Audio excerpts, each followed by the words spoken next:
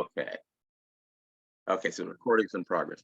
Okay, welcome everybody to the Journal-isms Roundtable. Let's see. My name is Richard Prince, and I write a column called Journal-isms, journal-isms.com, which is about diversity issues in the news business. And this is sort of an extension of that. We cover that. We also discuss diversity issues in the news business, and also topics of interest to journalists, so we can become better informed ourselves. We've been doing this since 1999, when a friend was leaving to go get a doctorate in California. We're all in Washington, D.C., and we would meet in local restaurants, and we did that until the pandemic began in 2020, when we went to Zoom, and by going to Zoom, we were able to get more people, quadruple the number of people actually, who could join us, such as Joel who was in Paris, and we had people from China and South Africa and all around the United States. So now that the pandemic has waned, we are trying to find ways where we can have hybrid roundtables, which is just turn it on. we'll have people who are both in person and also on Zoom. And we've had two of those, one at American University, and last month we were at the Wall Street Journal's Washington Bureau. And I think those worked out quite well. So some ground rules. This is all on the record, and we don't want people to go on and forever and ever, so that we can get more people in. This is like an online dinner party, basically. And so that means that everybody has a chance to participate, even if it's only in the chat room, the Zoom room chat room. And we encourage people to use that to communicate with each other and with the whole group if they can, if they want to. And at the end of the roundtable, there will be a printout distributed to all those on the call of the comments that are made in the chat room. I want to point out, see this, like this T-shirt, which is from Investigative Reporters and Editors. It says that there's a DBEI, and the B stands for belonging, diversity, belonging. What's the E for? I forgot what the E stands for, and the I. In any case, I'm wearing this T-shirt because IRE is having its conference right now in Orlando, and so a lot of our regulars are there. So I wanted to give a shout out to them, but also to mention that Yannick Rice-Lamb of Howard University, who was at the conference, messaged me yesterday that IRE had established an award named after Charnice Milton. And those who, especially in DC, may remember that Charnice Milton was a young reporter who was killed when she returned from covering a meeting in Southeast Washington at a bus stop. And that was in 2017, I believe. And to this day, no one has come forward to identify the suspects. So we mourn Charnice and hope that maybe the press can play a role in ending this business of everyone being silent and being accused of being a snitch, and therefore a lot of these homicides are not resolved. So we wanted to thank IRE for that and to let people know about that. I guess we're going to go right to our toasts. And the first person, I see that Leon Carter was here, and also Claire Smith. We wanted to raise a toast to Claire Smith, and who with Leon Carter are two Black journalists who have won this prestigious award from the Associated Press sports editors called the Red Smith Award. And this is an honor well-deserved on parts of both. And so we wanted to celebrate them, let people know about them, and of course to raise a toast. So let's raise a toast to Claire and also to Leon. We toasted him last year when he won, but we want to toast both people today. So here. All right. Yeah. Now, Claire, of course, you can't just be silent at a time like this. we want to hear, what is the significance of this to you, and what advice do you have to others who aspire to reach the heights that you have? Well, the significance, excuse me, iced tea going to my head already. Coming through the ranks in sports journalism, the beacon always and always will be, always was Red Smith. If you were a writer, you studied Red Smith, you didn't have to write a blue book on him, but you certainly had better read him. He was the ideal. And to be mentioned in the same sentence, paragraph, story as Red Smith just means the world. It really does. And the fact that this was voted on by sports editors, well, sports editors make we reporters who we are. I've had some great sports editors, and everything about this career and this award will be dedicated to my sports editors, past and present. All right, thank you. Where's Leon? Are you there? Oh, there you are. Yes, I'm Leon, here. anything you want to add to that? Other than 24 hours of hell at an airport. Oh my goodness. But we were not doing that. You know, nothing could make me prouder than to see someone like Claire Smith follow me on the Red Smith Hall of Fame wall, which is in downtown Indiana. Claire is someone that we all look up to. Haven't had a chance to read some of the things that she has gone through. You can find them on the Associated Press sports editors. And the only other thing I would say would be that the first 21 winners were not people who look like us. And I became the third African-American to win the Red Smith Award. Sam Lacey and Wendell Smith, they were the first two. And Claire follows me. I call it Black to Black. It's a beautiful thing. And we're going to be celebrating her in a few weeks at the APSC convention in Vegas.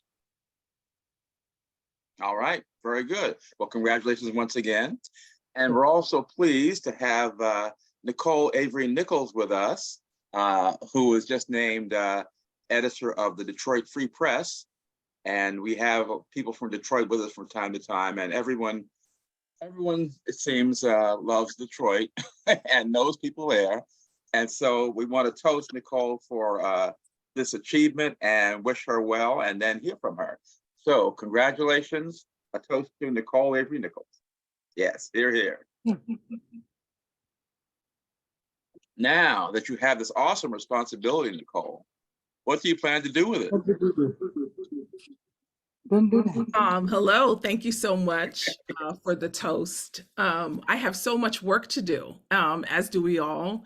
My career in journalism, I've been in the trenches and worked, like many of us, all the way up, from reporting to all the ranks of editing that you can imagine. And in 192 years, I am the first African American woman to helm the Free Press. And the outpouring from the community in Detroit, as well as our journalism community, has been just tremendous and encouraging, and laying the groundwork for the work that needs to be done in terms of really connecting with community. My motto has been to just reinforce and center people in coverage, particularly in a digital space when things are moving so fast and it's hard to make eye contact with people as we're sort of bombarded with data.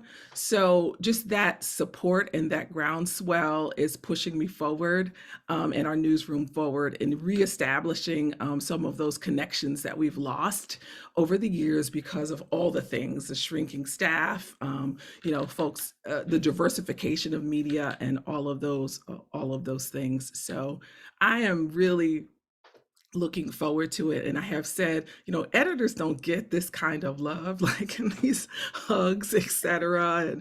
And, people see me at events and just hug me and, Oh my give me, goodness.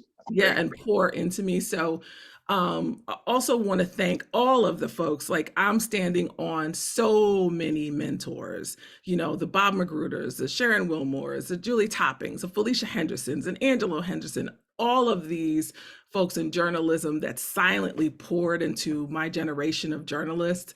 I'm just hoping that and planning to do the same for the next generation. So thank you for this. I appreciate it. Why do you think you're getting so much love from the community? I think, possibility, what is possible, and in a position like that, I think we have shaken loose some things. I've been here since 1997, and community members and people have seen me silently continue to represent our community and others at the table quietly, right? But to be named editor after all of those years of really toiling, and some have been bumpy, as you can imagine. I think it was an exhale and a really exciting moment, not just for me in our newsroom, but, many folks, just the achievement of what's possible. It surprised me actually myself as well. So Wow. can't Okay. stop smiling.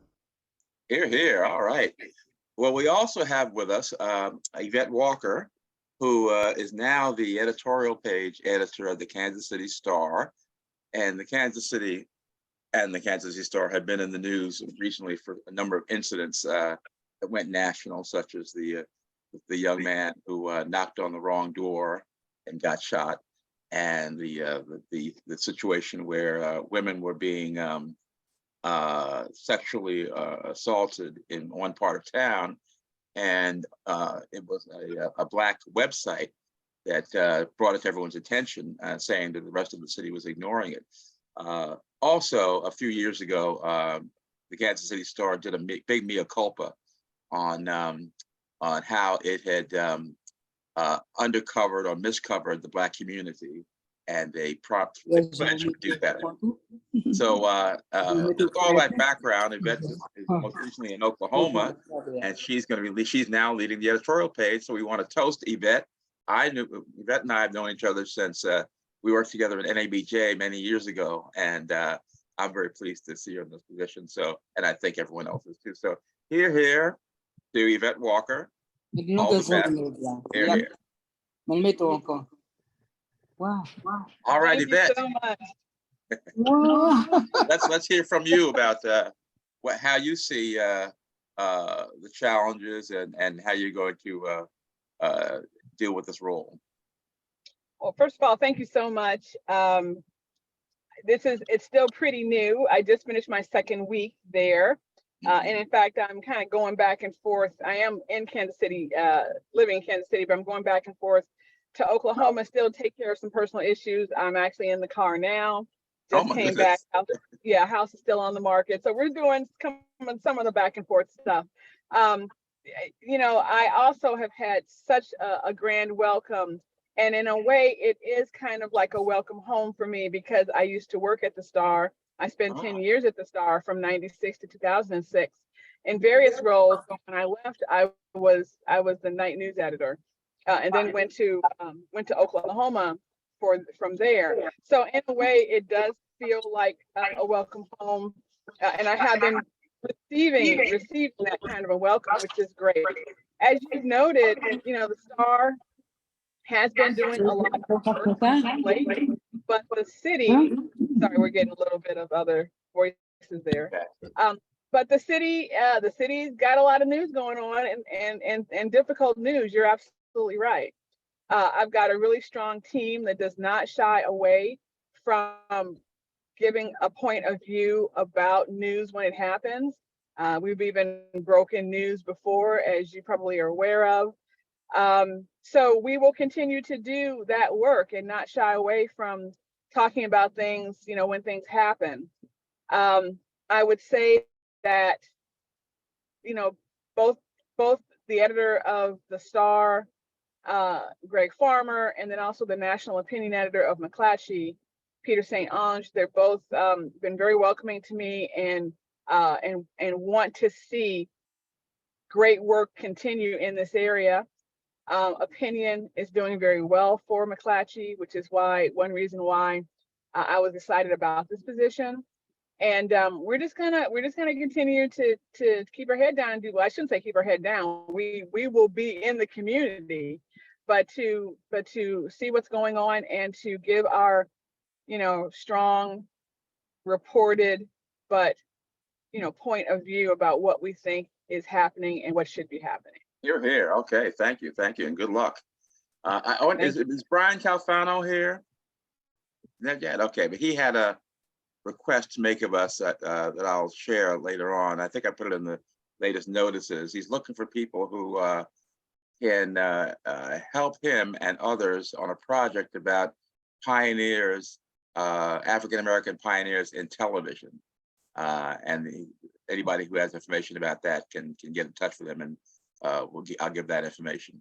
Now, I also have another special person here I wanted to introduce, and that's Lola Poisson. Lola is an artist. I see you on the screen here. And a few years ago, okay, I see it's this iPhone. A few years ago, when we were meeting in person, George Dalton Tolbert took a picture of us, and Maureen Bunyan showed it to Lola, and Lola said, "This is a painting. This picture is actually be a painting." And so she made one and she presented it to her. And I asked Lola if she could show us that painting again today, so we can, those who weren't there can take a look. So Lola. Good afternoon. Sure, I will try to show it to you again, but like I said, I am not a, so hold on 1 second.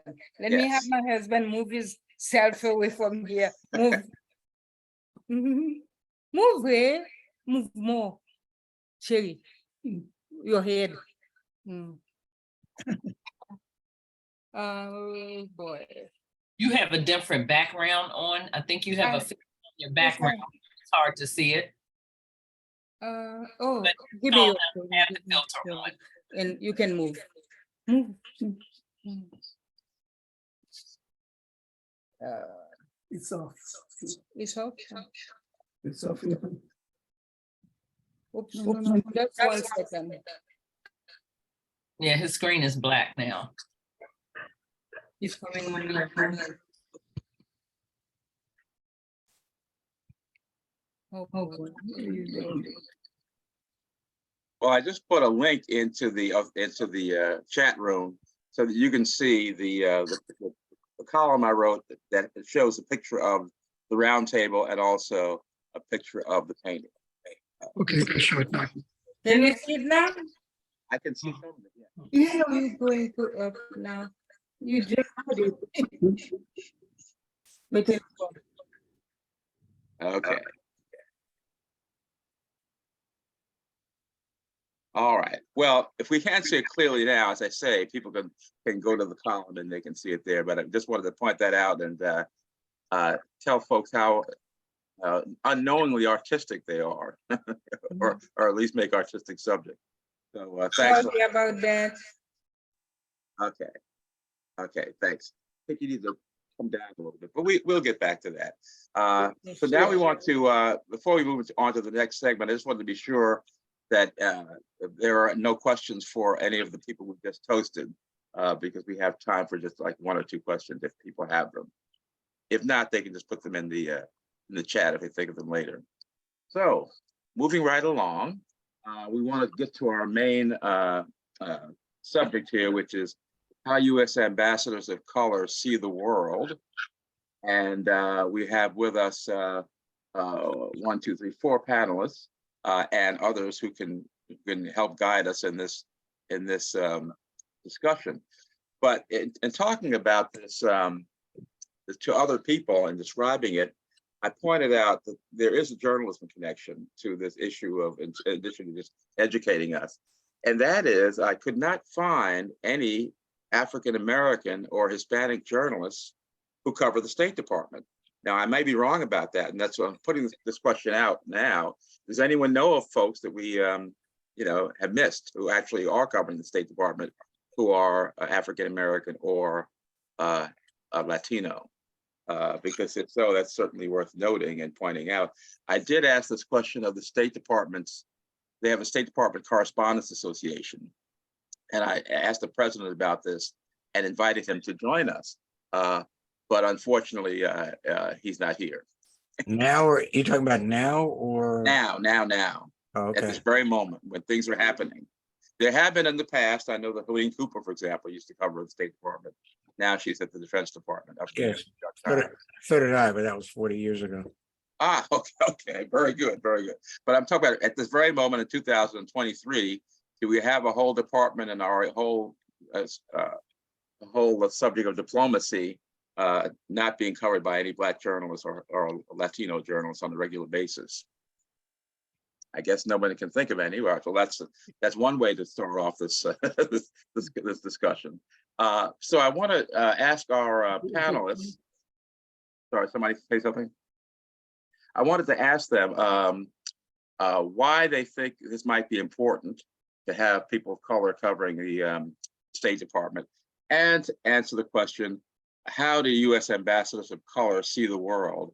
If people watch the PBS documentary, they saw that it's been a long struggle for Black diplomats to maintain their integrity as Black citizens and African Americans, and also represent the United States, particularly during the Civil Rights Movement and times when African American diplomats were basically only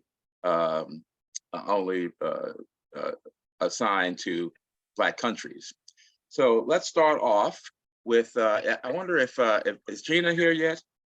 Gina Abercrombie-Winstanley, who's now I see you there. Okay. Would you like to be first?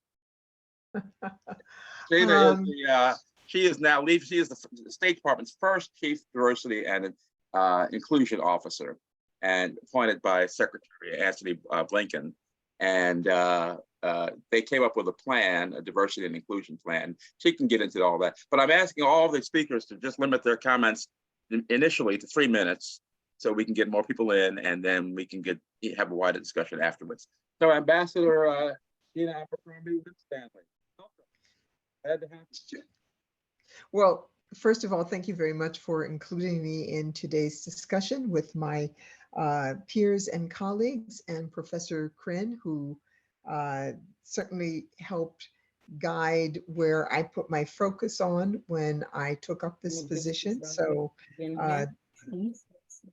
can you hear me all right? Yes, I can. Oh, super. Okay, fine. Keeping under 3 minutes to your two questions.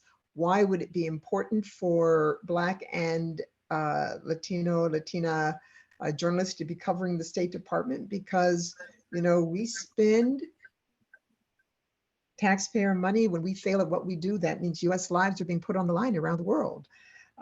It means questions that should be asked probably aren't being asked during the press briefings. I've listened to them over the years. I'm often astounded that journalists allow the questions that we provide, allow the answers we provide, since we're very good at not answering questions. But what's on our minds today is largely focused on how we spent money and focus on the 5 millionaires plus who died at sea versus the 500 plus people who died at sea, and the amount of attention each of those things got. And there have been lots of comments, private conversations about it, but it's only beginning to be addressed in the press about how we are focused on this sort of issue. Earlier, as we support Ukraine and spend money, and much money, and send weapons and spend diplomatic capital in ensuring that we and our allies support Ukraine, allowing Ukrainians to come into the United States on a status that's very easy for refugees, and yet Ethiopia is in the midst of a conflict. Many places in Africa are in the midst of conflict where there is a much higher loss of life. I listened to an NPR story where they had someone from Latin America go and look at the resources in place for Ukrainians coming over the border from Mexico and coming into the United States versus what they were getting as refugees or people looking for protection in the United States. And not enough questions, in my view, are being asked that should ensure that the American people are interested in the fullest sense of the word, are being represented, are being reflected, are being respected. So I'll stop there. All right, thank you, thank you. We have Charles Ray and Ambassador Ray, Cambodia and Zimbabwe, and was active as a board member, Association of Black American Ambassadors, gave me a list of questions that should be asked when I asked them, well, what should we discuss at a forum like this?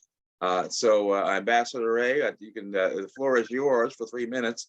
What are some of those questions we should be asking and discussing? And do you have answers to any of them? Well, I guess the easy part to give is no, I don't really have answers for them. Okay. I'm not sure anyone does. I first of all, in terms of why we should have people of color covering the State Department and other foreign affairs agencies, I couldn't agree more with what Gina had to say. I mean, I think you need to have the right questions asked. An example would be why, for example, has there been sort of this fuss about African countries being neutral on the whole Ukraine UN votes, but you hear nothing about the other countries in other parts of the world that were neutral, and you know why this difference in the response. But the other, your question on how ambassadors of color look at the world, I thought it was interesting. I watched that documentary. It was my second time seeing it, and I'd forgotten some of it. It was what I found interesting looking at it from the perspective of this venue is people like Carl Rowan and Terrence Todman, the issues they had to face. I look back when I came into the Foreign Service in 1982 after finishing a 20-year career in the military, facing some of the same issues, but in a different cultural context. The idea of how do you stay true to your oath as an American diplomat when you're working abroad, and at the same time not sacrifice your principles as a human being of color, part of a community that is often marginalized and mistreated. Especially when you, as a diplomat, have to go into foreign governments and beat them up about things they are doing that they know are being done right here in this country, and that is an issue. It didn't end with the end of the civil rights movement. I mean, from 1982 when I became a diplomat until I retired in 2012. I faced those same issues abroad on an almost daily basis, and so, how do you see the world? You see it as a place. It's like a minefield. You have to step very carefully to keep from getting yourself blown up. All right, I like that. Okay, all right, we'll have to come back to that. But I do want to ask, well, how did you say you had to face this dilemma? Well, how did you resolve it? Well, I resolved it by basically being honest. I mean, and I think probably that's an advantage. My generation grew up at a time when if you were a minority, you had to be twice as good to get half the credit. In fact, you had to be twice as good to be even admitted into the room. And I spent 20 years in the Army dealing with that. And so by the time I came into the State Department, I had reached a point in my life personally where, you know, that was my line in the sand. There are things I will do, there are things I will not do. And that's for 30 years, I basically followed that.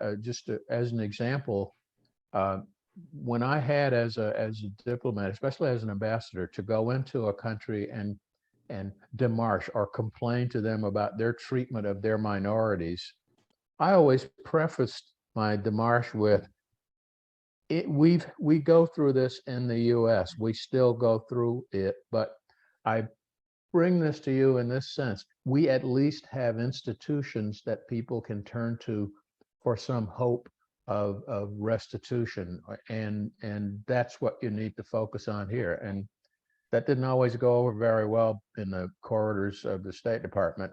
There are still people there who won't speak to me, but it's just the way it is. And you know, I basically, I mean, that was my red line. I will not lie to people.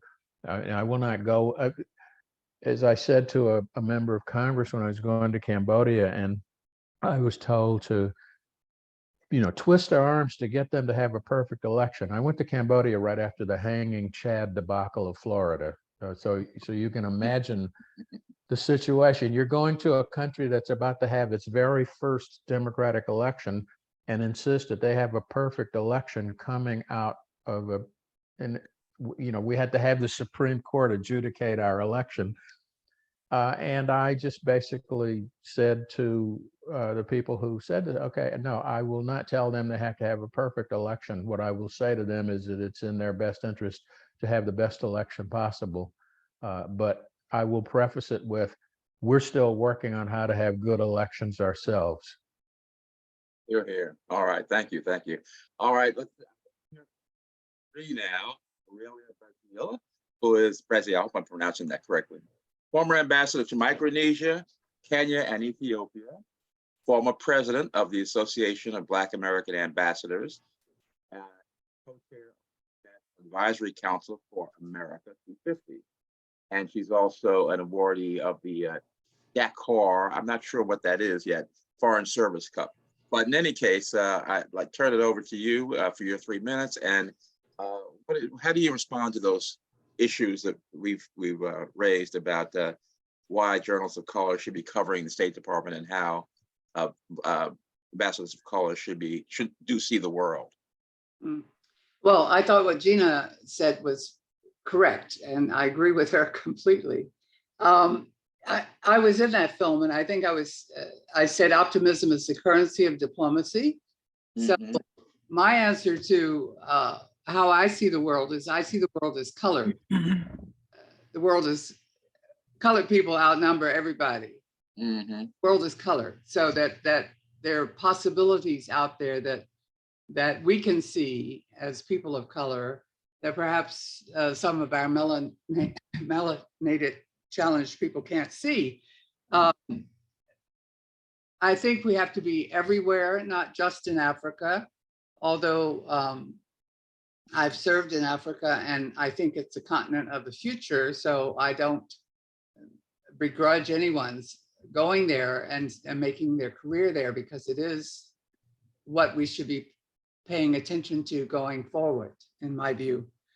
But I think that as Black FSOs, Foreign Service officers, we can tackle issues in a way that allows room for intersectionality. And that's a word that doesn't roll off the tongue of most Americans who are in the Foreign Service, but it should. And so I think we can see possibilities and that maybe others can't see. I think we can, we know how to be a minority. So we're less uncomfortable being a minority in other places. I know some fellow American officers were very uncomfortable being in the minority. So I think we have coping skills that others may not have. And in particular, I think Black women, if I can be that specific, we have a wider ranging positive impact on some issues than perhaps some of our other colleagues, including on economic health and education and quality of life and all of the things that are fundamental in a country. So I guess I see the world as colored, and I think we have an interest in every part of the world, but we bring our own talents to it. Very good. Okay, thank you. Now, for more of an historical viewpoint, we have Professor Michael Cran, who was also in that film at Appalachian State University.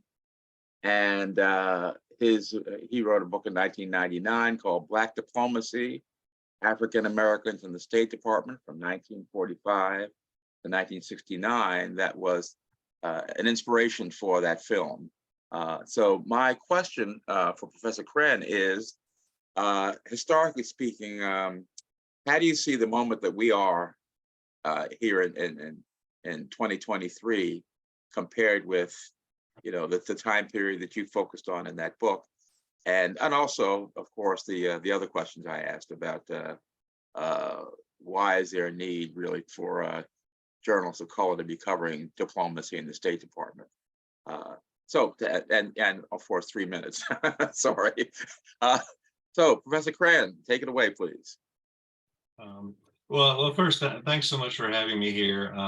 Asking a historian to summarize their life's research in 3 minutes is probably a bit daunting, but I could give it a shot here. It has been. I've been looking at this issue for over 30 years in my research, and I think my scholarship does help us to answer some of the questions you just raised. For example, the role of African American and other minority journalists and reporters. In doing the research for the book, going all the way back to the 1930s and 40s, one of the things I was struck by was the tremendous significance of the African American press. And that means the Pittsburgh Courier, the New Amsterdam News, the Baltimore Afro-American. All of these newspapers and many more, and the magazines, Jet, Ebony, Crisis, all of these reporters and journalists very often were writing some scathing critiques of the Department of State and the Foreign Service and the fact that it was essentially as they refer to, a lily white club.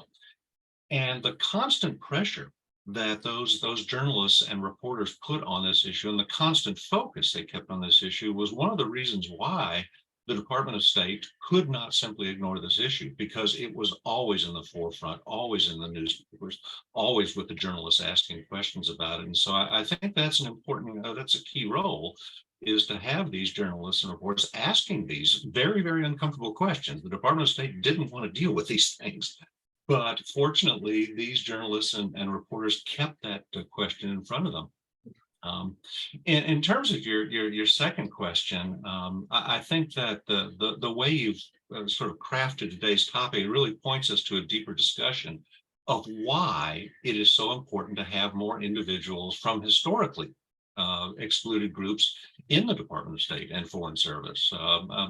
If we deal with this issue simply as a matter of equality or a matter of civil rights or a matter of diversity, that misses a key point in some ways. That's all very important. But the reason for building a Department of State that is more representative of the nation it is, after all, designed to represent is because this allows the foreign policy making apparatus of the United States to literally see the world in new and different and very significant ways. And certainly that is how many of the African Americans who have served as U.S. ambassadors in the past saw the world. Edward R. Dudley, the first African American ambassador and a prime mover in breaking up what was known as the Negro Circuit after World War II in the Department of State, he concluded his letter of resignation in 1953 with this comment, and I hope you'll indulge me here. Of one thing in particular, I've been most pleased, and that has been the degree of cooperation from the department in advancing its schedule of personnel assignments to all posts without regard to race or religion. I am sure that you will find that a continuation of this policy, both domestically and in foreign affairs, can strengthen our country at home, as well as give hope and courage to 3/4 of the Earth's people who expect American leadership based on a democracy that practices what it preaches. And I think those are still important words to consider today. And I think I've probably already exceeded my 3 minutes. Imagine that, an academic. But nevertheless, I'll stop there, and I look forward to the conversation today. So thank you. Thank you, Michael. I appreciate that. Now, the 3 minutes is just for the introduction. And, Sure. you know, there's plenty of time more for elaboration. In fact, we're at that time now. So let's see who has questions for our panelists. Tracy, Okay, let's see. I never got to. Okay, there's John Oh, Yearwood, yeah. I She see. didn't want, I did. She didn't want anything. She, Okay, Barbara, you got to mute yourself. All right, John Yearwood. Richard, thank you very much. Another good discussion. I wanted to add a point or two of clarification in terms of the diversity, if we would sort of broaden the lens a little bit in terms of diversity of journalists covering the State Department at Politico. Oh, by the way, I'm one of the editors at Politico, editorial director for diversity and culture. Just wanted to broaden the lens a little bit. Our State Department correspondent, Nehal Tusi, was born in Iran, and she's been covering the State Department for many, many years now. And until, as you know, Richard, until late last year, I supervised our State Department coverage at Politico, among other things. I wanted, though, to ask a question of Ambassador Abercrombie about the whole idea of having people of color who are reporters being able to talk to other people of color working for the State Department. First of all, you know, I'm sorry to hear that you're leaving, and which would leave a large hole at the State Department. And unfortunately, too many people, you know, like you are leaving the State Department. But I wanted to ask, though, not long ago, I was in Europe and talking to one of our ambassadors there, who was telling me with a tremendous amount of angst and even some pain that they are not sufficient people of color even working in as ambassadors in Europe. And you would think that under President Biden, with everything that he has said, we would see more of that. Can you speak to how the U.S. has been doing in that area, and also maybe, if you can, some of your disappointments as you prepare to leave? Yes, thank you for the question. And I leave with unfinished business, but with confidence that the foundation is solid and deep for the work to continue. And as I tell my colleagues, this was never the work of one person, one group of people in an office, one administration. It will not be. We didn't get here in 2 years or one administration. And that it is incumbent upon them to do what they've done during my tenure, which is to push hard, to demand, to make sure they stay in contact with the Office of Diversity and Inclusion and let us know what they're seeing, what needs to be corrected, what recommendations or suggestions they have, because a lot of what we've been able to accomplish has come from suggestions from the workforce. So I do want to put that out there, that I'm okay with leaving. The process of selecting ambassadors and the seriousness of purpose that this secretary brought to this issue was made immediately clear by his selection of me, because I have been critical when I've been out of government, as well as critical while I've been inside. So he knew what he was getting. When he announced me, he said, "She's not always diplomatic." I can assure you I have not been, because I knew I live in Ohio. I have a husband, and that's why I left. I got to come back and take care of my husband, hold on to my marriage.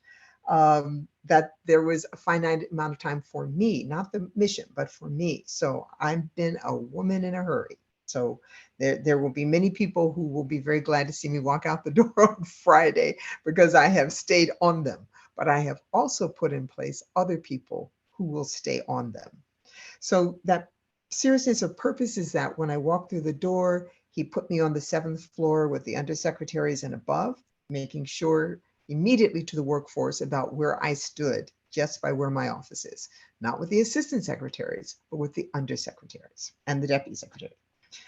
He put me on the 3 committees that choose senior officials, ambassadors, deputy chiefs of mission, principal officers, and the senior executive service for the civil service, half of our organization, half of our direct hire American part of the organization. So as soon as I walk through the door, as you can imagine, those who are ambitious, who are looking for higher positions or another senior position, were immediately interested in my views. And when I got to these committees, I was immediately the voice of, we have got to do better with our representation. But very rapidly, I was not the only voice.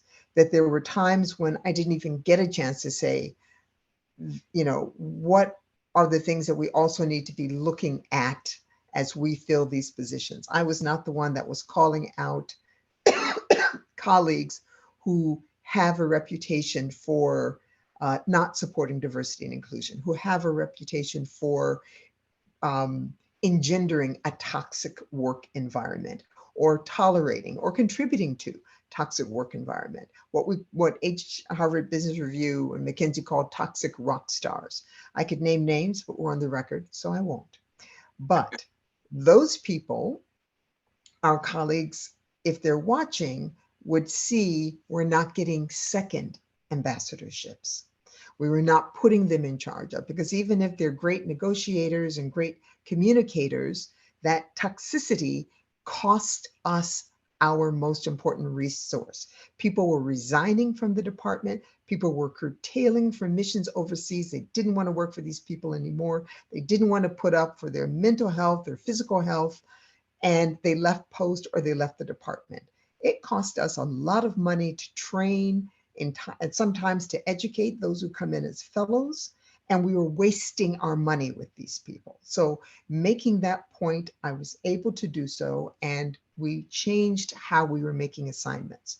But let's be frank, when I left in 2017, and I say fired because the previous administration removed me at the last minute from the position I was about to take up and told me they didn't want leadership for the office, and made it clear that I could go sit in the library and do nothing, and they were going to be fine with that, which exposed me to my mother's worst insult, which is folks drawing their breath in their pay. That was the worst thing she could say about anybody in the office, and it was not something my self-esteem would allow me to do. So I had to leave. But I was not the only one. In my retirement course, there were 5 other women in that course. Of the 6 of us, only one had reached what we call time in class, who was required to resign. The other 5 of us were leaving well before that we had to. My requirement to be promoted was only now in 2023 did I need to get a promotion if I had stayed. I could have just taken my considerable pay and sat in the library all day and read a newspaper. So African Americans, women, allies who were in a position to leave, because some people can't, left. So what we were left with in 2021 and until now has been a pipeline that has always been difficult because we recruit well, we retain poorly. We can talk about that, and I know Professor Crinton has a lot to say about that as well. The pipeline was already narrowed, truncated, whatever the proper term is. But after the 4 years of President Trump, we have a gap. And there have been too many times when we were looking for the full representation of America for our leaders at post, and they simply were not there being presented to us. There are a number of reasons for that, which we can get into, but part of it was certainly a dearth of candidates. And so that has hampered the speed with which we could make the difference and show the difference to the American people. Keeping in mind, colleagues, keeping in mind, it is illegal to hire on the basis of a protected class. So we did not hire on the basis of a protected class. And my frustration with that is that it's very logical to do. We've got, 100 and whatever ambassadorships, 130 of them are filled with European American males.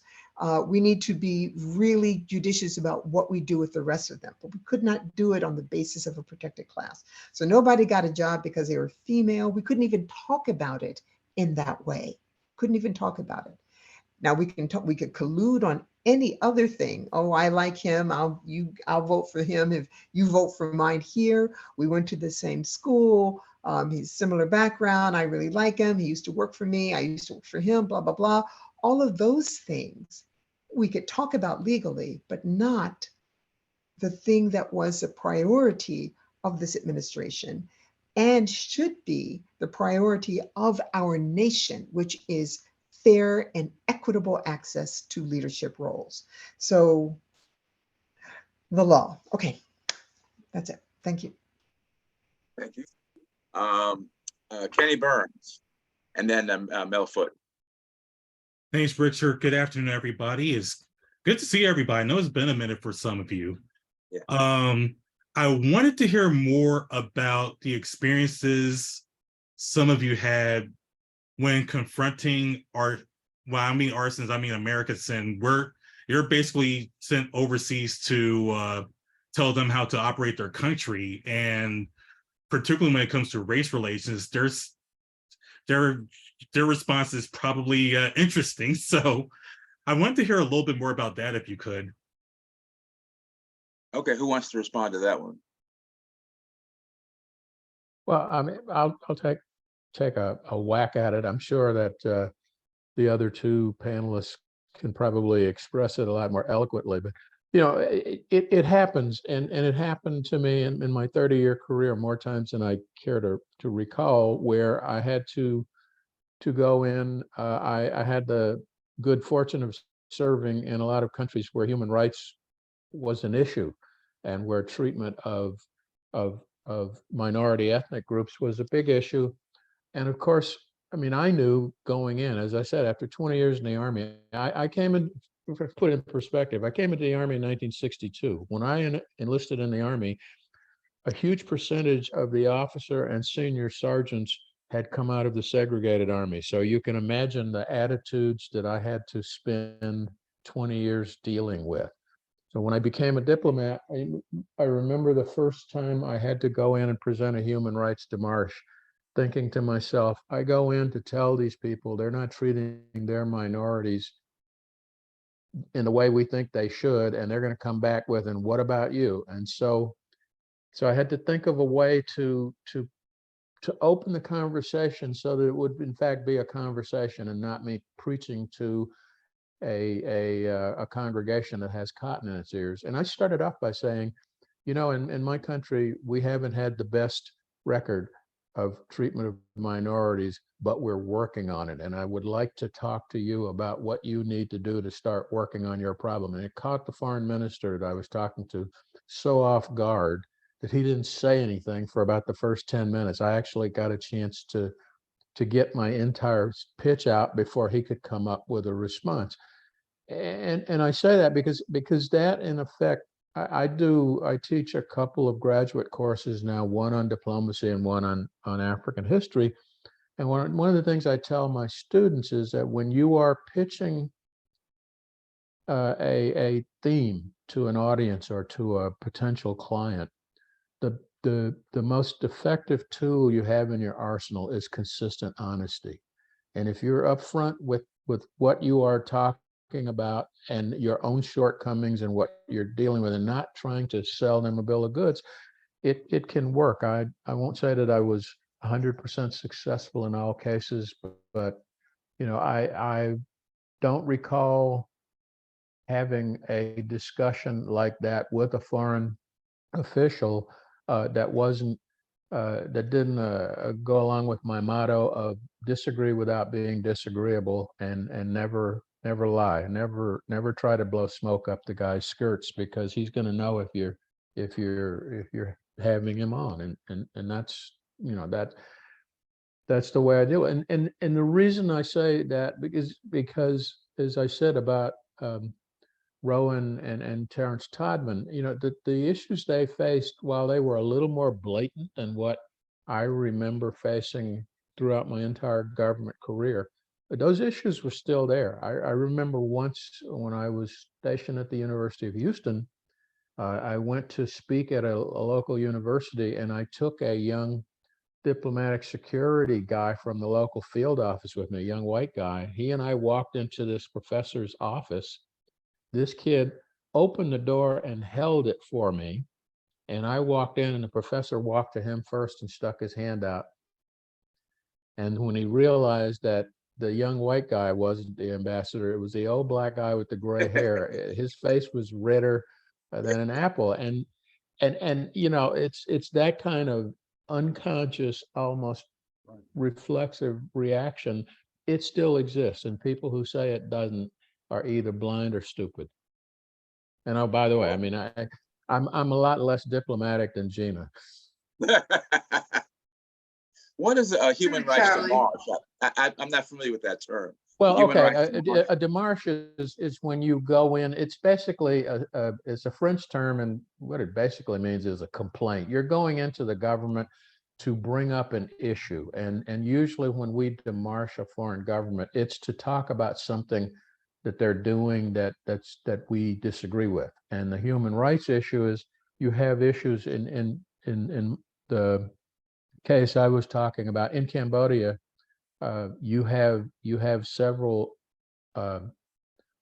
not so small, actually, ethnic groups, the Cham Muslims, the Vietnamese ethnic groups, and they are either mistreated or marginalized by the Cambodian government, depending on which way the political winds are blowing. And occasionally we get into one of our campaigns where we go into local governments and we lay out our concerns about their human rights records and about how they're treating people. And of course, I was in Cambodia from 2002 to 2005. A lot of things that were going on. This was before the George Floyd incident, but we had a lot of incidents going on in the US that if, depending on how you approached, how you had talked about something, could make you look like the biggest hypocrite in the world. You're going in and telling this government that they have to do something that your own government is not doing. And you could try to explain that we have 50 states and the federal government only has so much control, but that rings very hollow when you have a government official who's tired of you preaching to him, and he has a perfect counter to what you're saying. He can just blow you away with it. And if you're not proactive and you take the argument away, yes, you're right. We have civil rights problems. We have discrimination problems. But let's talk about your issue, and here's how we deal with them, or here are the mechanisms we have to deal with them. But that's basically what that is. Okay, thank you. All right, Mel Foote. Good. First of all, let me say this is a fascinating discussion. Well, first, tell everybody who you are. My name is Mel Foote. I'm the president of the Constituency for Africa, which is a nonprofit organization that advocates for Africa and U.S. policy toward Africa. So we're very much involved. All the speakers I know quite well. I know a lot of them from the field, and I can say that you got an absolutely dynamic panel here. And one thing I say about these diplomats, they don't show their hand. And Ambassador Brazil, I saw her when I went to Rwanda after the genocide, and we stopped in Ethiopia. And I mean, absolutely stellar panel here. Ambassador Terrence Todman was one of the founding members of my board of directors. So I speak, with a lot of knowledge about the struggles inside the State Department. My question to you, I'm not a journalist. I think one of the biggest challenges here is that the professor mentioned the fact that Jet Magazine and Emerge Magazine, all the Black publications that really spoke truth to power are gone. They're gone. And so there's no George Currys out here anymore, who can say whatever they want to say, call the Supreme Court Justice handkerchief head. Who else can do that? But my question has to do with being an ambassador in Africa.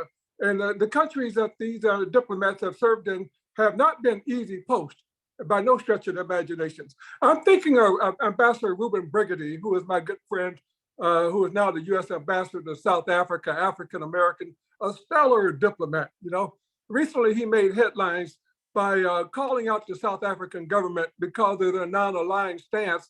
They were supporting the Russians in Ukraine with weapons and this sort of thing. And Reuben is not a guy who's going to hold back. He's not a tall in stature. He's kind of like Napoleon, if you will. He's going to say what he needs to say, and you better know he's going to look you straight in the eye when he says it. So my question to you, we're talking about Robert Mugabe in Zimbabwe.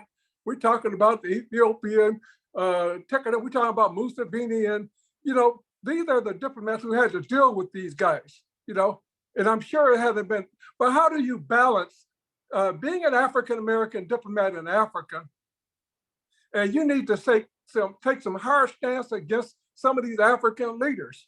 How do you balance it? Ambassador Abercrombie is, we work together from the Peace Corps, trying to get more Blacks into the whole apparatus of the State Department and Foreign Service. But I have nothing but respect for these diplomats, but I'd like to hear what they have to say about that. Thank you very much. Okay. Who wants to respond? I'm Mel. This is How you doing? Fine, thanks.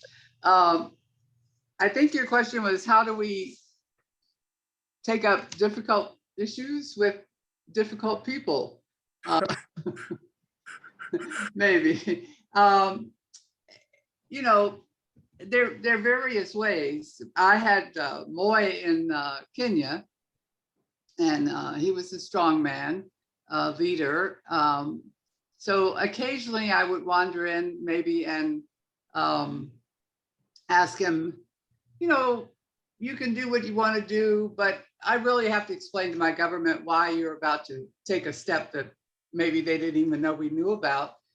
And he'd laugh and not take that step because he wouldn't answer the question, and I'd wander around out of the office and my point was made.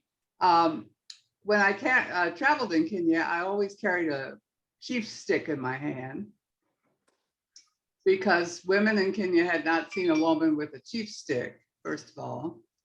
So I did it on purpose, just to be a sort of a visible that way. In other occasions, I remember in Micronesia, American Caucasian citizen walked in the embassy. We all happened to be standing in the lobby talking to each other. It was a very small embassy. And he came in and he looked around and he said, "Nobody here looks American." And he turned around and walked out. And my entire staff sort of had their, chin on the floor, like, what's going on? So I said, well, look, if he comes back, we'll have to help him. But before you help him, ask him for some ID. And if he asks why he has to show ID, you tell him because he doesn't look like an American. So you can get your point across to both inside the embassy and outside as to how people should handle. In Kenya, again, I took maybe 25 copies of a book with me called Good Graft and Bad Graft. This was about the American problem with corruption. And I would take it to my courtesy meetings with ministers. And I'd say, sometime during the meeting, I'd say, oh, I'm reading this book, Good Graft and Bad Graft. And I'd say, good graft is if you're going to steal the money, leave it in the country, and it helps grow your own country. Bad graft is if you steal the money and you take it overseas and it doesn't really help your own country. And I said, here, take my copy of this book. It's all about the American experience and how we tried to deal with corruption. So, you know, they're just techniques that you can use without being disagreeable, as Ambassador Ray said. But you get your point across. The worst thing I would tell my staff is that, you know, if you're going to be a common scold, which is what some of my colleagues who are not Black use as an approach, you can tell people they're not perfect. That's lifetime employment. But to get something done, you have to use a good way of getting your point across to push things forward. All right. I see a lot of other questions in here. Vala Baptiste. Thank you, Richard. Panelists, colleagues. My name is Bala Baptiste. I am professor of mass communications at Miles College. That's near Birmingham. At one time, institutions, large and small, were white people dominated. My interest in research is to find out what happened, what had to change before whites began to allow Black folk in, particularly as journalists. Now, I don't want to say what I found, but I do want to hear what are your thoughts about what happened, what had to change before Black people were allowed into the field, if you will. I appreciate it. Okay, who wants to answer that one? I assume he meant into the field of diplomacy. Is that correct? Is that correct? Yes, unless somebody wants to comment on journalists as well, but yes, in the field of diplomacy. Well, Please. I mean, if you look at U.S. diplomatic history, it's sort of been in stages going back to the initial appointment of Blacks as ministers to Liberia and to Haiti once we recognized Haiti, and that was in order to actually have some influence in those countries. And then you move forward into the 40s. I mean, if you look at 1924, when the Foreign Service Act was passed, and it was supposed to be meritocratic and, you know, by examination, and when this was Clifton Wharton passed it, and the Director General of the Foreign Service took immediate action to see that no other Black person ever did that. It took two things to get us to the point of where we are now. One was, of course, the independence of so many countries in Africa, and the other was the civil rights movement. And when you have that much public pressure, when you have the issue of, you have all these countries that are Black countries, and they're looking, and we have embassies there, and they're looking at what we're doing to African Americans here in this country. It makes it a little hard for us to influence them. That will start to sort of push for change. And then the civil rights movement, I think, was just the impetus that pushed it farther. But if you look at the impact, I think, of subconscious or unconscious bias, I mean, you look at, I don't remember, Ambassador Abercrombie-Winstanley can correct me if I'm wrong, but I think in 2021 or 22, the diversity situation in the State Department was worse than it was in 1980, because, you know, first of all, there was the mass exodus of people after, when the Trump administration came in, but there was also this issue of, as she said, we were recruiting the numbers well, but we weren't retaining very well at all, and so you literally had a decrease. So I think it's a matter of, you know, external factors basically pushing the organization to do what it has to do. And my experience with both the military in the 60s and the State Department from when I joined in the 1980s is these organizations do it kicking and screaming all the way. If I could jump in too, Secretary of State Dean Rusk testified, for example, before Congress in favor of desegregating the interstate commerce. That was very unusual for a Secretary of State to testify on a domestic issue. But he did it in part because of all these African diplomats who were coming over here and being treated like they were native-born Black people. And so that just reinforces, I think, Charlie's point about the outside pressure also working for what was happening domestically, and then the civil rights movement as an impetus. And those outside pressures can have good and bad. During the Cold War, as both the colleagues just pointed out, during the Cold War, obviously our race relations in the United States, that proved to be a pretty fertile field for communist propaganda. American representatives at the United Nations would start screaming and yelling about these undemocratic elections in Poland, these undemocratic elections in East Germany, and the Russian representatives would just sit back and say, well, how many African Americans voted in South Carolina this year?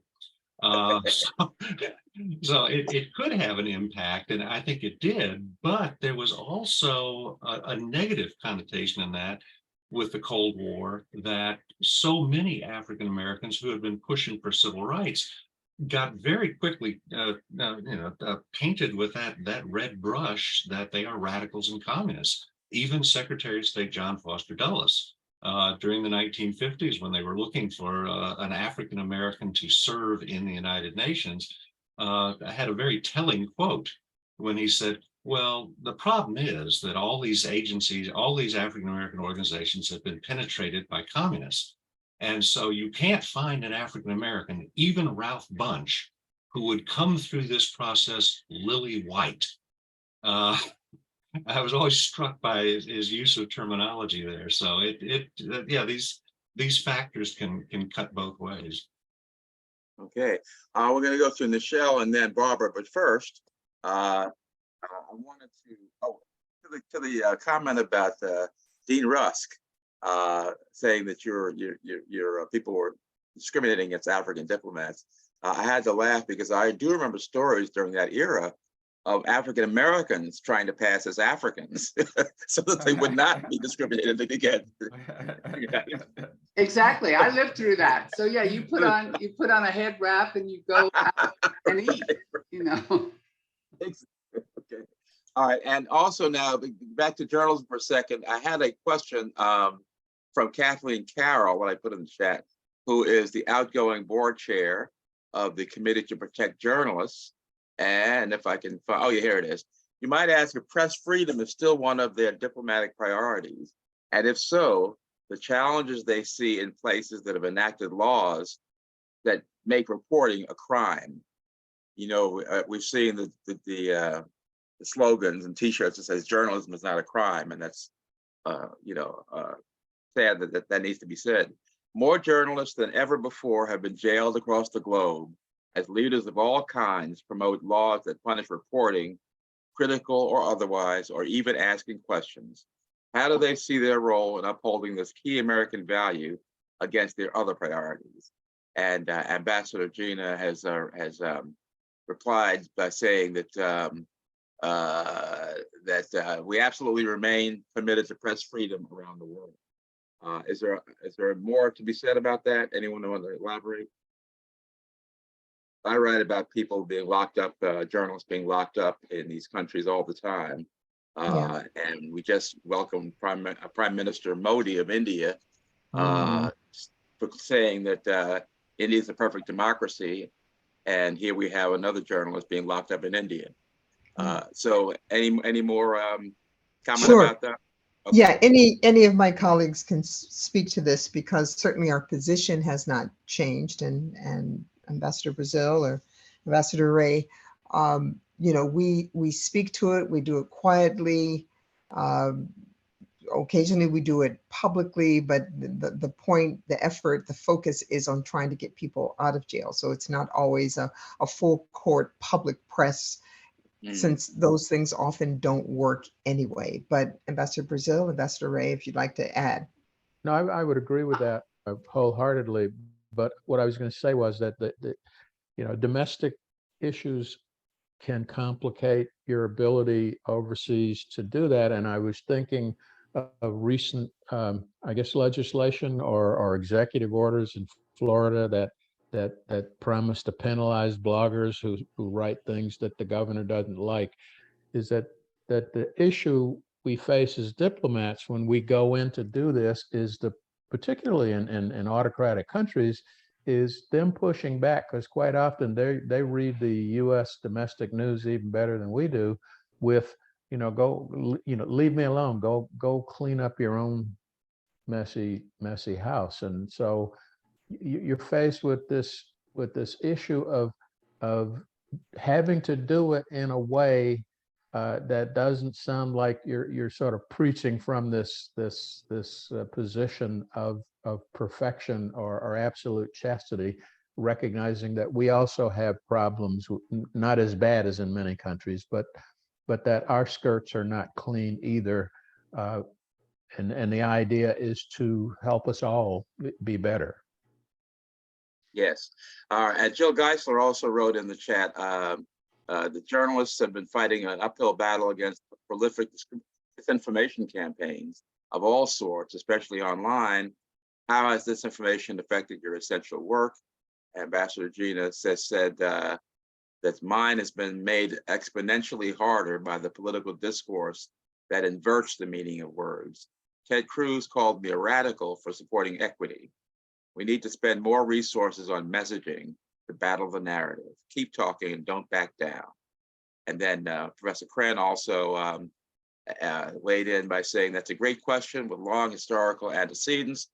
Disinformation in one way or another was used for years with and without the Department of State to create doubts about utilizing African Americans as US diplomats. Okay, now we'll go to Nichelle and then Barbara Reynolds.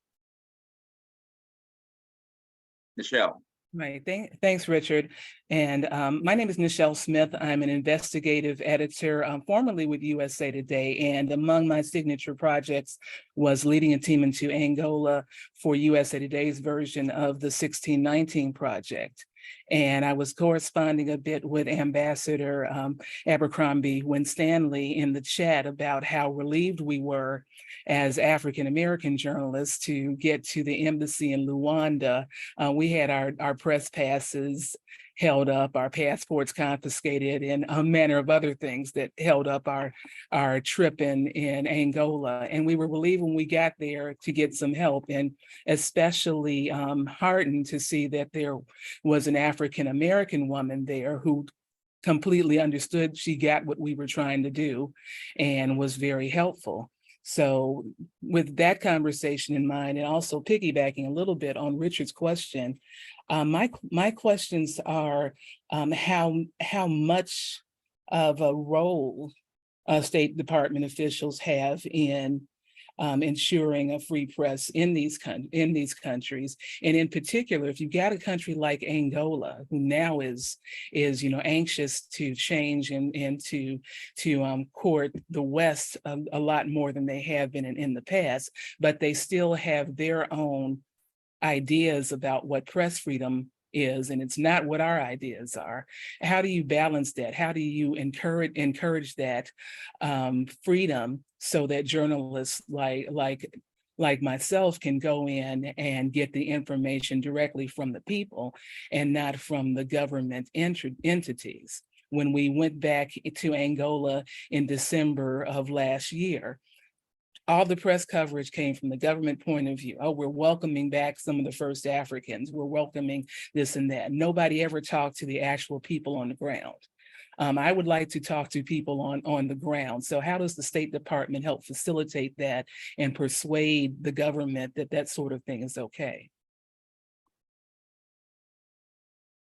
Well, sometimes you can facilitate it by having people at the embassy and public diplomacy section or the DCM or the ambassador to invite ordinary people to a meeting and have visitors meet with ordinary people, or it's not an and or, but also press the government. But I agree with Ambassador Ray. Our domestic situation here makes this a little complicated. I see us stepping back from press freedom in this country in ways that make me very uncomfortable. And so I don't know, it's not a sort of we do it this way and you have to do it this way, but you talk about the principle and you have to analyze what makes a country operate. For example, in Ethiopia, in my view, a lot of Ethiopians see themselves always operating off of principle.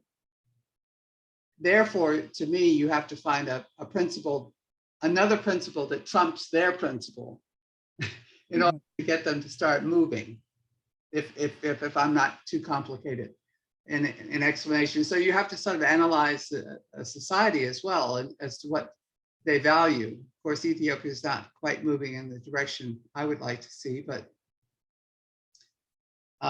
we all have these challenges. But I'm pretty depressed about the situation in my own country. In what way? Can you elaborate about what you see in this country that's troubling? I see a movement away from freedom of the press, law and order, principles of equality and justice and freedom. The right wing seems to be having a louder voice than as reported by the media than voices against. So I see us moving backwards and in a sort of galloping way that makes me uncomfortable. Got it. Okay, thank you. Barbara Reynolds.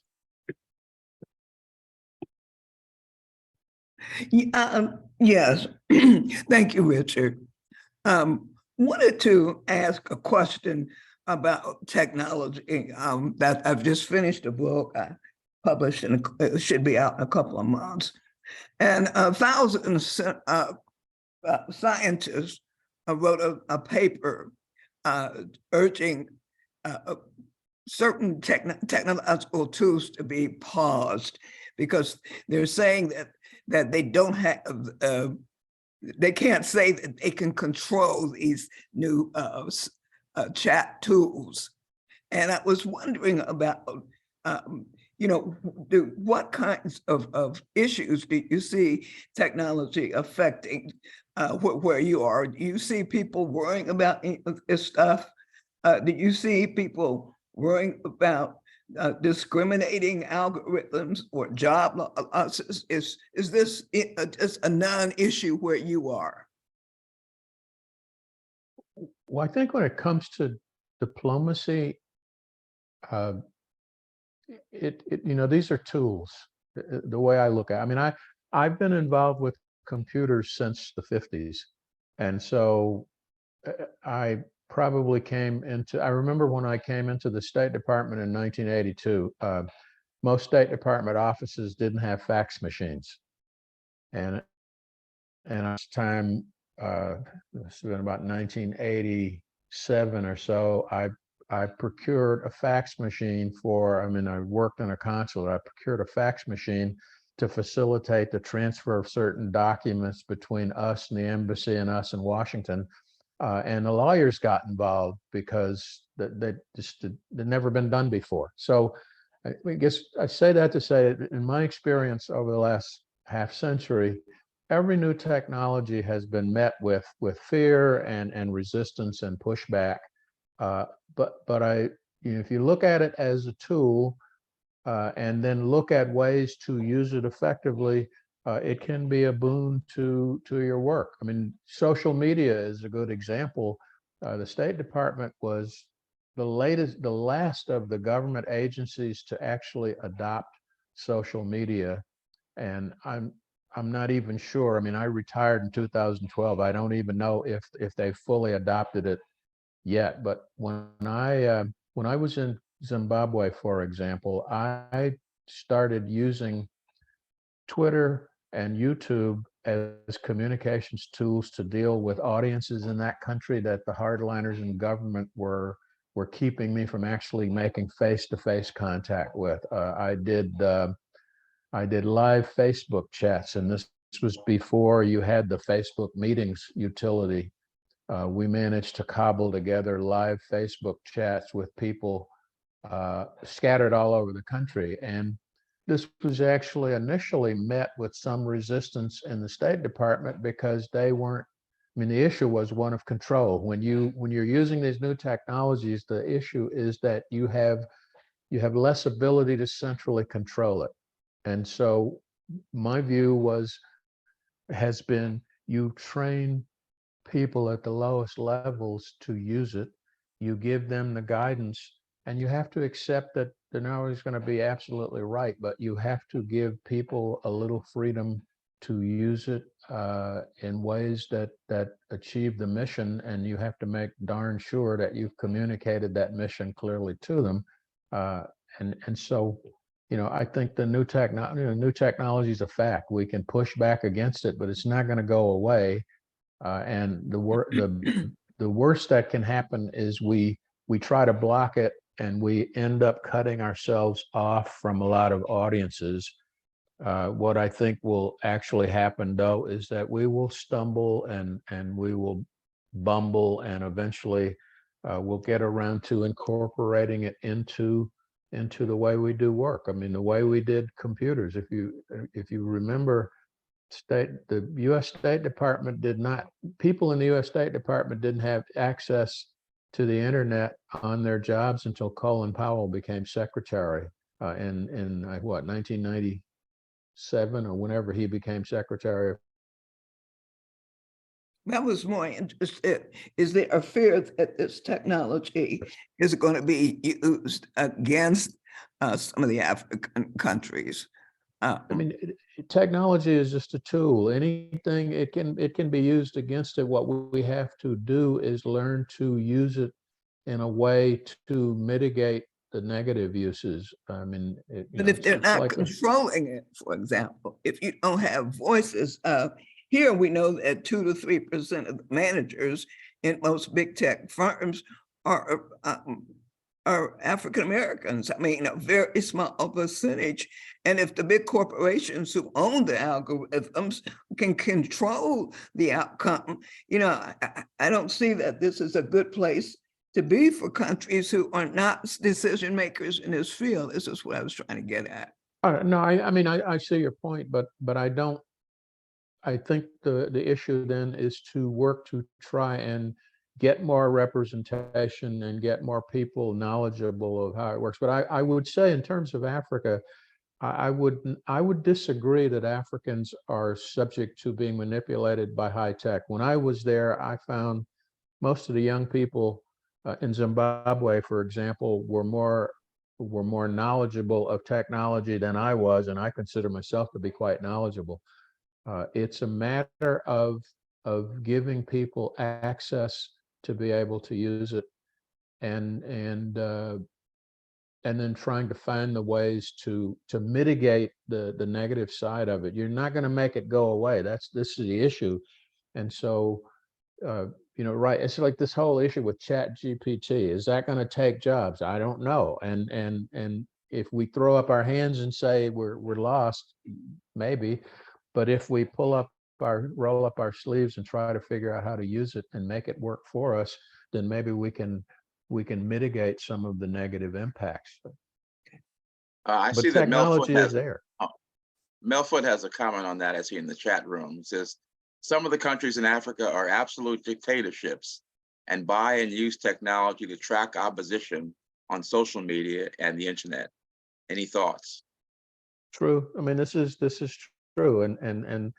But you know, again, it's a two-sided coin. And I'll use Zimbabwe again as the example. The Zimbabweans tried to track opponents of Mugabe's government, and in some cases they were successful.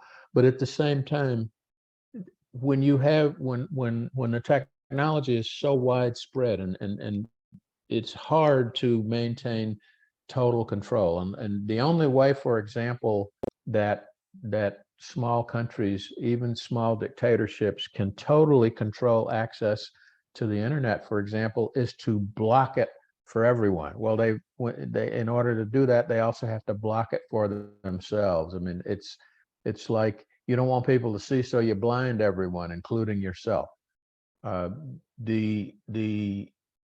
Yes, it is used to track people, and you know, that's bad, but it is also a tool that people in these countries can, in Zimbabwe, for example, people in the countryside didn't rely on the Zimbabwean internet providers to get onto the internet. If they lived near the border, they used the South African satellites, which the Zimbabweans couldn't control.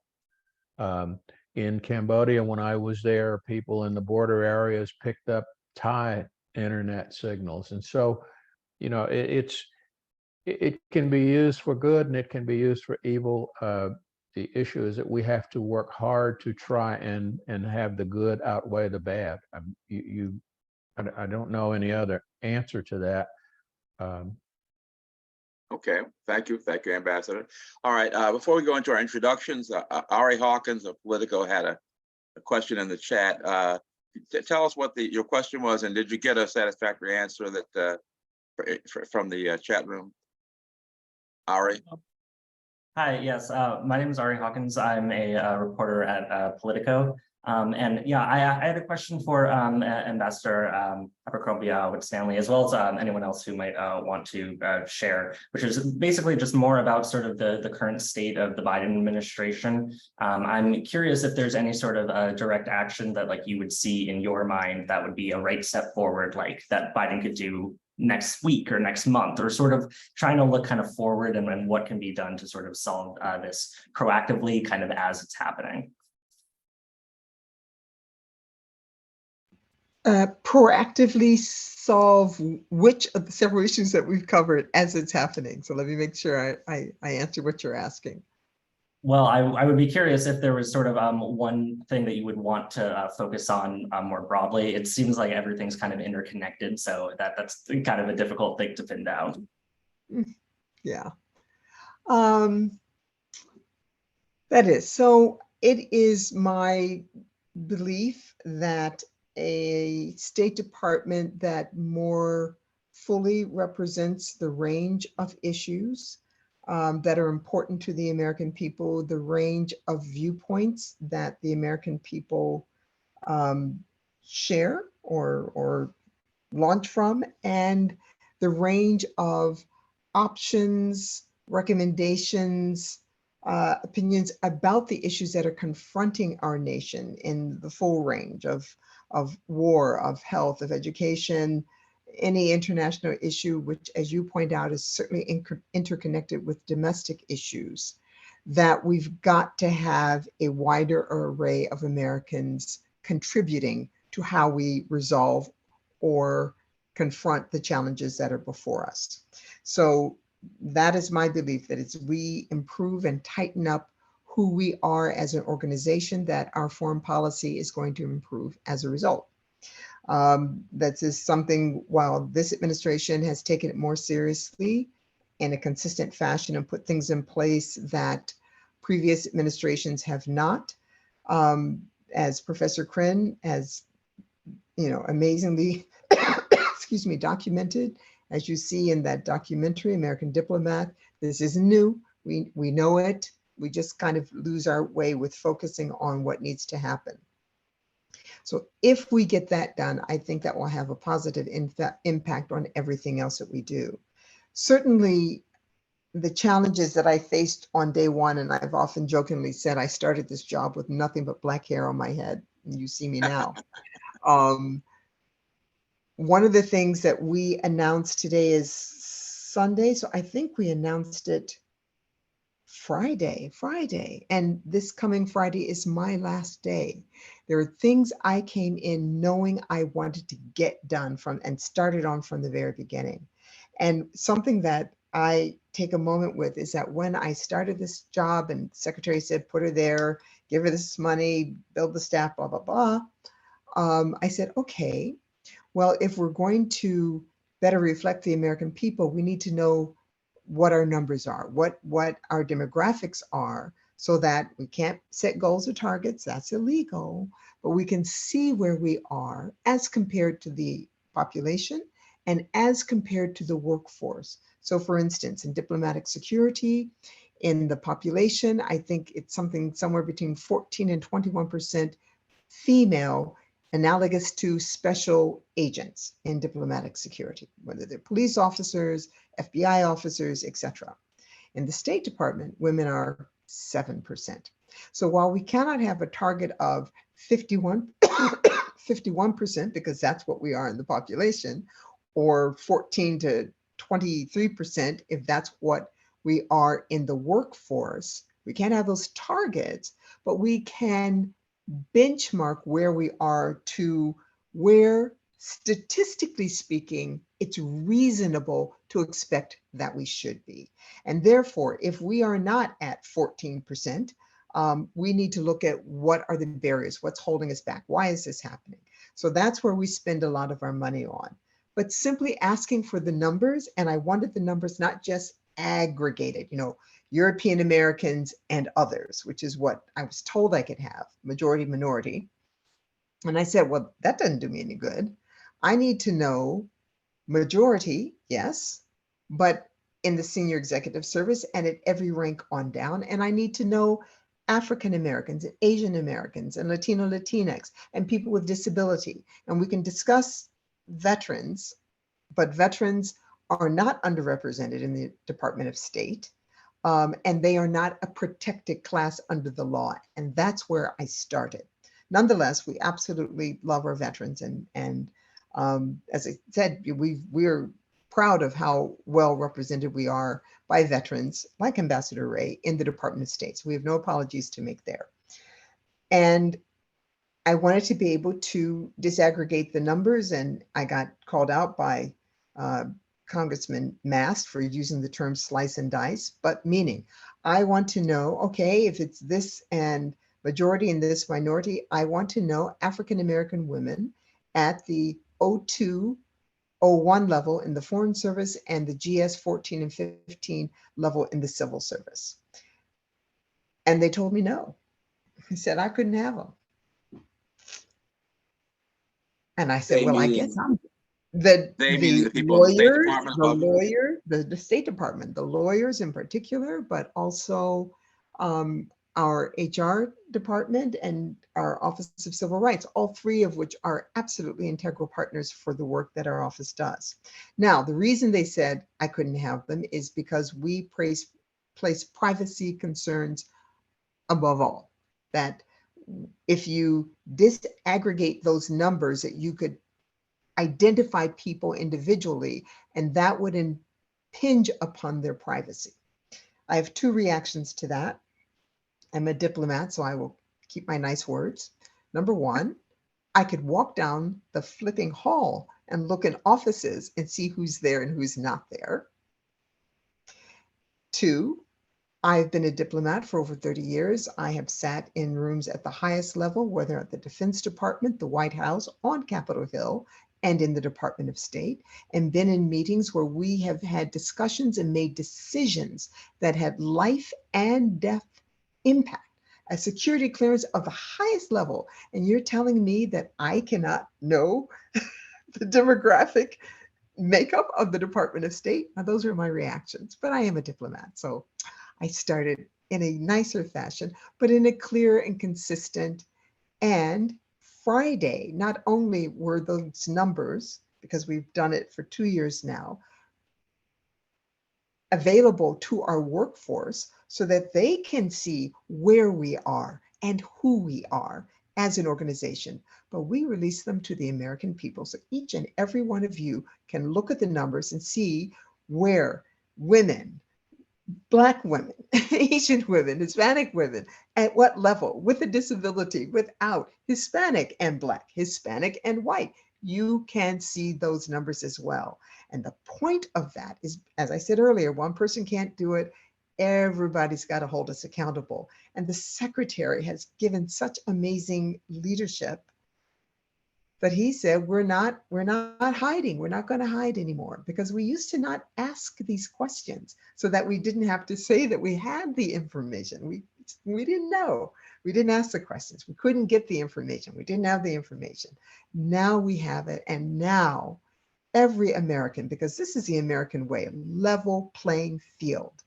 Every American should be looking at those numbers and know that if it doesn't look right, if it doesn't look similar to our population or to our labor force, most importantly, something's going on, and should be asking us reasons why. And by the time you all ask, I hope, because we've already got 3 very analyses in train, and I was putting in place, hiring another 4 data analysts so we can do more, we'll have answers, and we'll have answers about how we're going to change it. So that's what I'm happy about. I'd say what has been left undone is accountability. And I mentioned earlier about ensuring that we're not sending out toxic rock stars. The Department of State doesn't throw anybody out. We all cost too much. What can I say? We've trained these people. We've done this incredible test and fellowships to bring people in of the highest caliber. We have policy wonks, and my fellow ambassadors, you know this to be true. We train people to do brilliant policy. We do a less robust job of training people to manage our most important resource. Secretary Powell did a great deal to move us forward on those. Secretary Schultz before him, and maybe both of those came from the military. Maybe that's why they were so effective at improving our training apparatus, but we've got more to do. We've put some things in place. I had more ideas about things to put in place. My deputy is going to be acting until they name my successor. The money's there, the staff is there, the plan is there. And I said, we don't want just a plan, which is all we were required to do by OPM, every agency. I said, I want an implementation plan. So on our website, in our building, as we've laid out our milestones that we're trying to hit, that's in our plan. Our implementation plan that is also accessible will tell you what bureau is responsible for hitting that milestone, leading that. What were the resources necessary, and when are they supposed to hit it by? We've hit over 60 of our milestones. We have over 200, but we've hit them. We said Q1, Q2, Q3, Q4 of 2023, 2024, and on. So nobody can hide or pretend like they don't know what we have identified with over 700 contributions from the workforce about where we need to give our attention and our energy and focus. That's what we use so that we got buy-in and have credibility about what we're trying to do. And the workforce has got to hold us accountable. So if they want it, we can get it done. And we've had good luck so far. So yeah. Yeah. Thank you. When you say that they need to do a better job in managing our most important resource, you mean human beings? Yes, absolutely. Okay. Very good. Okay. Yeah. Thank you very much. Okay, we're going to go to our introductions now. I want to start with Roger Witherspoon, who also has a question, and then we'll continue. All right, Roger. Please introduce yourself and then ask a question. Thank you. I'm Roger Witherspoon, and I've been a journalist since the mid-'60s and literally grew up in foreign affairs. I'm sure most of you know the Council on Foreign Relations and the magazine Foreign Affairs. Mom was the controller of that place, and I literally, as a toddler, crawled around it. I'm curious when you talk about the exodus of State Department personnel during the Trump administration, considering the open hostility to reporters who weren't sycophants and worked for them. How do the MAGA folks that came into the State Department during that period, how do you adjust your message and tell and promote a free press in Africa and elsewhere around the world when you've got folks that are opposed to a free press at the State Department and formally running the government? My colleagues may want to address it. I dare say our answers will be the same. I would just say, in short, we are apolitical at the Department of State, and our policies don't change that much overseas. And I will add one small tidbit, which is that the DEIA work that I mentioned, that of course has been longstanding, the unit for DEIA was set up. It wasn't robustly funded in the way that this administration has funded it, but it was set up during the Trump years. So there is a lot of this that is American policy, not Democratic or Republican, but American ideals and values that inform the policy. And that business about a level playing field, that's American. And people might approach it different ways and might have more commitment to it in some perspectives than others, but it is there, and it's hard to argue against. Even those who my testimony week before last, where I got more white hair, where they were beating me up badly, but they did it with the same language that I would use. This is the American way. It shouldn't matter, what you are. They can't use different arguments because it would be un-American to do so. They twist them, of course, and make it mean something else. But the words and what they should mean are the same. But Madam Ambassador, Mr. Ambassador, this is something that hasn't changed, and I think you all can address very well as well. No, I would agree. I mean, I didn't serve during the Trump administration. Oh, you faded out. I'm sorry. Okay. I found that what Ambassador Abercrombie-Winstanley said is right. We tend to still, regardless of the party in power, party in the White House, get the same words. It just sometimes the meaning is different. But what I also found, and I served during the Bush administration, and the difference between the Clinton and Bush administration was like night and day. But that a lot of the political types in Washington pay very little attention actually to what's going on across the oceans, except in a very few countries. And unless you're in the Middle East or you were in Korea or China, you basically would get the standard requests to approach the government about things like freedom of press and elections and the like. And as an ambassador, I think of I worked with Tom Pickering, who was sort of not a mentor, but someone I know very well. And one of the things he used to say all the time was that the effective ambassador knows when not to follow his talking points. And so the idea is that you get instructions to go in, for example, and talk to a country about freedom of the press. How you do it, though, is pretty much up to you. And as Ambassador Abercrombie-Winstanley said, is you find an effective way to get your message across so that you are discussing the principles without undermining your own principles and without being dishonest. I mean, and as I said, for example, if the issue that I had to talk to a government about is one that we also had a problem with in the US, I always preface my remarks to them with, we have this problem too, which is, I mean, it's the word I want to say is, it's pretty hard for them to accuse you of something you've already admitted to. Disarming, yeah. Okay, let's go to some people we have not heard from just to do the introductions. Jean Meyer.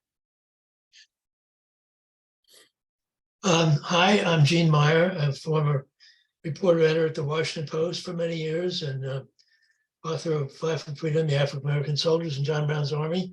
I'm currently reviewing a book called The Wounded World, W.E.B. Du Bois and the First World War for the Washington Independent Review of Books. And thank you for this, it was very interesting. You mentioned that there's a connection between the subject we're talking about and yeah, I did. There was an associate of Du Bois who was a diplomat, African American, and he was not in good health. And the US government sent him to Liberia, where his health declined, and he eventually died in a hospital in Nigeria. And Du Bois blamed the US government for his death and for sending him to Africa in ill health. Back Okay, in the thank you. 20s, 1920s. Okay. Thank you, thank you. John Watson. Hi, I'm a 21-year journalist from North Jersey. I'm currently a professor of journalism, communication law, and journalism ethics at American University. Okay, thank you, John. Sharon Farmer with a camera in her hand. You got to unmute though. Yeah, power to the people, people to the power. Because as you see, you know, Biden and them mean well, but it ain't happening. Journalism and foreign diplomacy go together because your witnesses on the front line in the State Department, in our local government, and you know what ain't right. How you get to write about that, because everybody's opposed to the truth, is a whole nother issue. We need to have truth sessions about how we tell the truth to the people who don't want to hear it, okay? Thank you very much. All right, very good. Milton Alamati. Yeah, thanks for this wonderful, informative session. My name is Milton Alamati. I publish Black Star News here in New York. I'm an adjunct professor at John Jay College. I teach African history, and at Columbia Graduate School of Journalism, I teach journalism. I'm also the author of Manufacturing Hate, How Africa Was Demonized in Western Media. And thankfully, Journal-ism was one of the few outlets that reviewed this book. I think it's been very difficult, quite frankly, to get corporate media to review the book because it exposes the extent of the vitriolic racism that some of the major publications directed toward African coverage, including the New York Times, where I was actually fortunate to dig up the personal correspondence between reporters sent to Africa and editors here in New York City.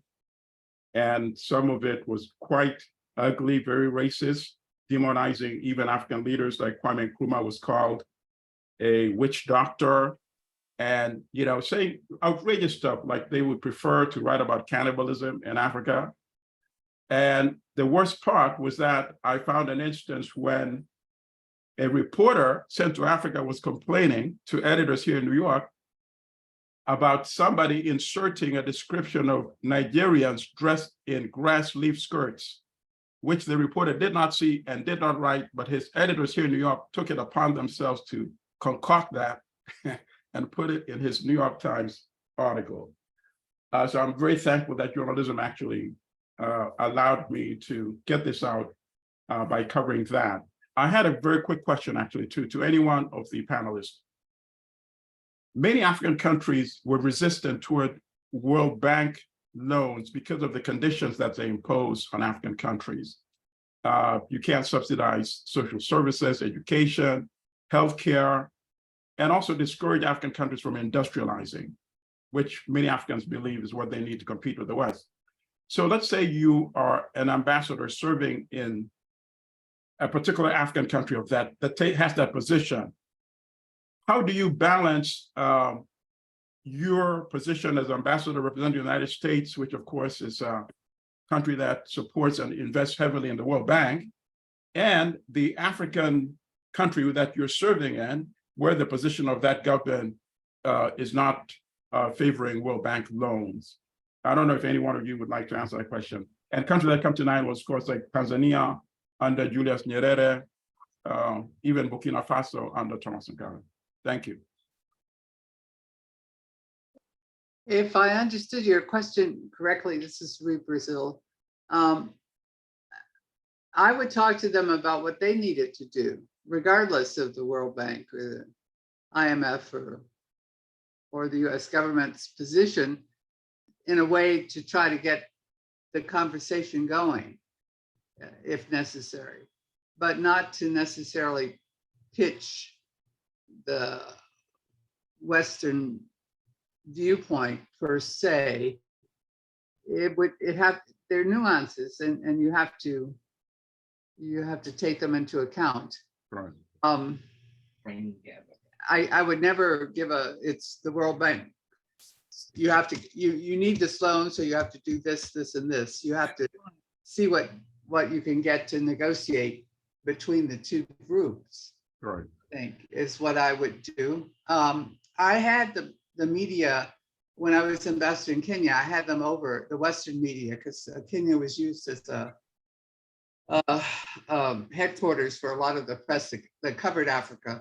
And I had them over to my house to talk about Kenya. I thought the nuances of the groups that were dividing political power in Kenya and discussion of it, and they weren't interested in it at all. It was sort of, if it bleeds, it leads, and never had them back again to my house after that. Understood. It was just ridiculous. Okay, thank you. Joel Dreyfus. Hi, I'm Joel Dreyfus, one of the co-founders of NABJ. I had a 50-year career and I still write occasionally for publications. I enjoyed the session because my family was deeply involved in diplomacy. I lived in the two countries where Black ambassadors could actually be appointed, Liberia and Haiti, where I was born. In fact, one of my uncles was the Haitian ambassador to Washington during World War II. But I enjoyed hearing it, and great session. And thank you to all the ambassadors. Thank you, Joel. Gary Lee. So great session. I'm Gary Lee, former foreign correspondent in Russia and Germany and other places.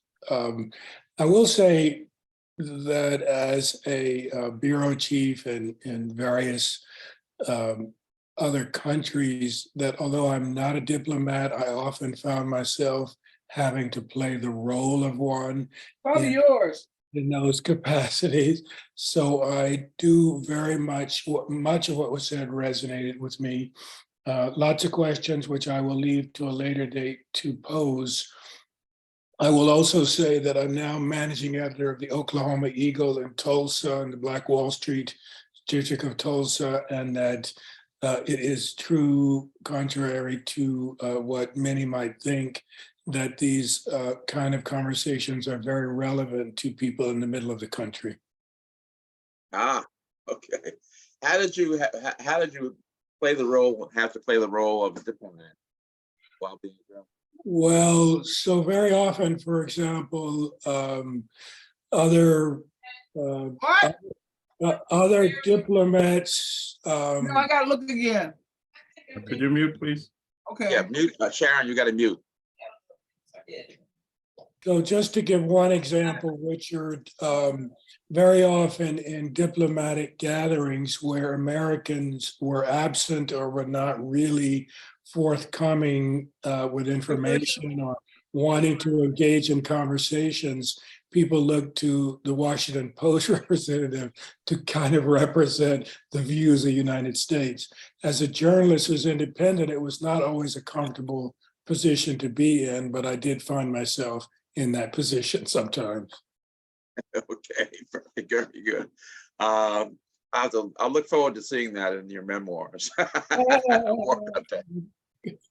Okay, all right, we're coming to a close now. Are there any final thoughts from any of our panelists or journalism's regulars, or even visitors, newcomers? We have 1 minute left for this this session. Anybody? Okay. All right. Well, in that case, thank everybody for coming. I think it was a stimulating discussion.